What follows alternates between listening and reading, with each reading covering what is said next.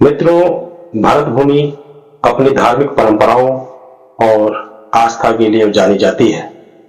यहाँ देवी देवताओं के प्रति अपार श्रद्धा है। उन्हीं में से एक प्रमुख देवी है शीतला माता, जिन्हें रोगों से मुक्ति दिलाने वाली मां के रूप में पूजा जाता है। विशेष रूप से शीतला अष्टमी के दिन शीतला माता की आराधना का बड़ा ही महत्व है। इस दिन भक्तगण ठंडा भोजन यानी बासी भोजन ग्रहण करते हैं। शीतला माता को प्रसन्न करने के लिए उपवास रखते हैं। यह कहानी आपको शीतला माता के अद्भुत चमत्कारों से परिचित करवाएगी। एक ऐसा चमत्कार जो न केवल गांव वालों के विश्वास को मजबूत करता है, बल्कि भक्ति और श्रद्धा का एक नया अध्याय लिखता है। प्रिय दर्शकों, इस कहानी को शुरू करने से पहले मेरा आप सबसे यह निवेदन है कि आप सब मेरे चैनल को सपोर्ट तो अच्छा कर रहे हो, पर मेरे चैनल पर लाइक, सब्सक्राइब और शेयर कम आ रहे हैं। यदि आप मेरे channel motivational and spiritual world को लाइक, सब्सक्राइब और शेयर करेंगे तो इस तरह की कहानियां दिखाने के लिए मेरा मनोबल बढ़ेगा। इसलिए मेरा आप सभी से निवेदन है कि कृपया आप मेरे channel motivational and spiritual world को लाइक, सब्सक्राइब और शेयर अवश्य करें। तो साथियों, चलिए शुरू करते हैं आज की यह कहानी। बहुत समय पहले की बात है। एक गांव था जिसका नाम था सूरजपुर। यह गांव हरे भरे खेतों, बहती नदियों और खुशहाल लोगों के लिए मशहूर था। इस गांव के लोग बहुत मेहनती और दयालु थे। लेकिन मित्रों, एक दिन गांव में एक भयानक विपदा आ गई। उस गांव में चेचक नामक रोग फैल गया। बच्चे, बूढ़े और जवान सभी लोग इस बीमारी से त्रस्त हो गए। गांव के लोग तड़पने लगे। उस गांव की गलियां सुनसान हो गईं। हर ओर दर्द और रोने की आवाजें सुनाई देने लगी। उस गांव के मुखिया धर्मपाल ने गांव के सभी वैद्यों और ज्ञानी लोगों से सलाह ली, लेकिन कोई भी इस बीमारी का समाधान नहीं ढूंढ सका। लोग दिन रात ईश्वर से प्रार्थना करने लगे, परंतु हालात बद से बदतर होते गए। और साथियों, फिर एक दिन उस गांव में बाहर से एक संत महिला आई। उनके सिर पर एक घड़ा रखा हुआ था जिसमें ठंडा जल भरा था।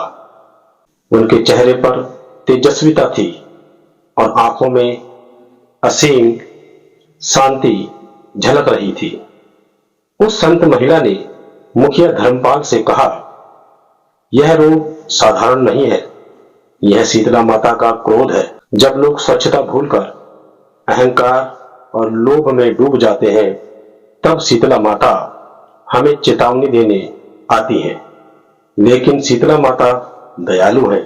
यदि सच्चे मन से प्रार्थना की जाए तो वे अवश्य कृपा करेंगी। धर्मपाल ने उस महिला संत से पूछा, हे माता, हम क्या करें ताकि यह महामारी इस गांव से टल जाए? और फिर वह संत महिला बोली, शीतला अष्टमी का व्रत रखो, शीतला माता को ठंडा भोजन अर्पित करो, हर घर को स्वच्छ बनाओ और शीतला माता के नाम से कच्चे दूध और जल का छिड़काव करो। अगर श्रद्धा सच्ची होगी तो शीतला माता स्वयं प्रकट होकर गांव को रोग मुक्त करेंगी। और फिर उस गांव के सभी लोगों ने मिलकर शीतला अष्टमी के दिन व्रत रखा। उन्होंने शीतला माता को ठंडे चावल, दही और बासी रोटी का भोग लगाया।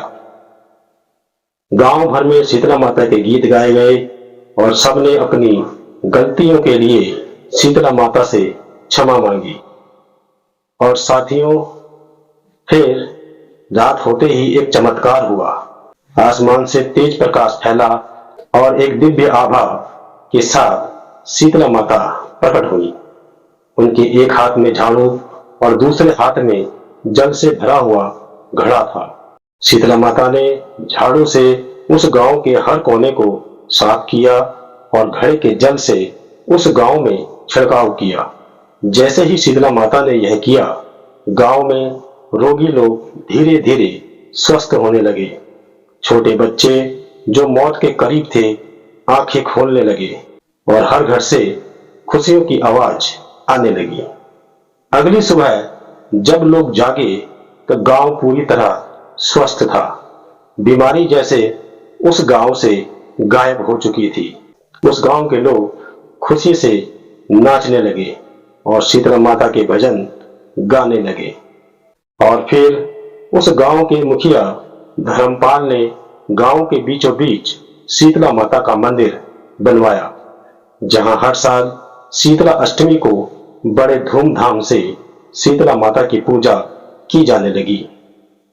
मित्रों, उस गांव वालों का मानना था कि शीतला माता ने उन्हें एक नई जिंदगी दी है। अब वे हर साल शीतला अष्टमी के दिन शीतला माता को बासी भोजन का भोग लगाते और अपने घरों को स्वच्छ रखते थे। मित्रों, इस कहानी से हमें कई गहरे संदेश मिलते हैं। शीतला माता का संदेश था कि स्वच्छता ही सबसे बड़ा धर्म है। सच्चे मन से की गई प्रार्थना कभी व्यर्थ नहीं जाती। जब मनुष्य अपने कर्तव्य भूलकर अहंकार और लोभ में पड़ जाता है, तब उसे कठिनाइयों का सामना करना पड़ता है। शीतला माता का अगला संदेश यह था कि हमें विपरीत परिस्थितियों में घबराने के बजाय धैर्य रखना चाहिए। तो साथियों, मैं उम्मीद करता हूं कि आपको यह कहानी पसंद आई होगी। इस तरह की और कहानियों को देखने के लिए कृपया आप हमारे channel motivational and spiritual world को लाइक, सब्सक्राइब और शेयर अवश्य करें। धन्यवाद।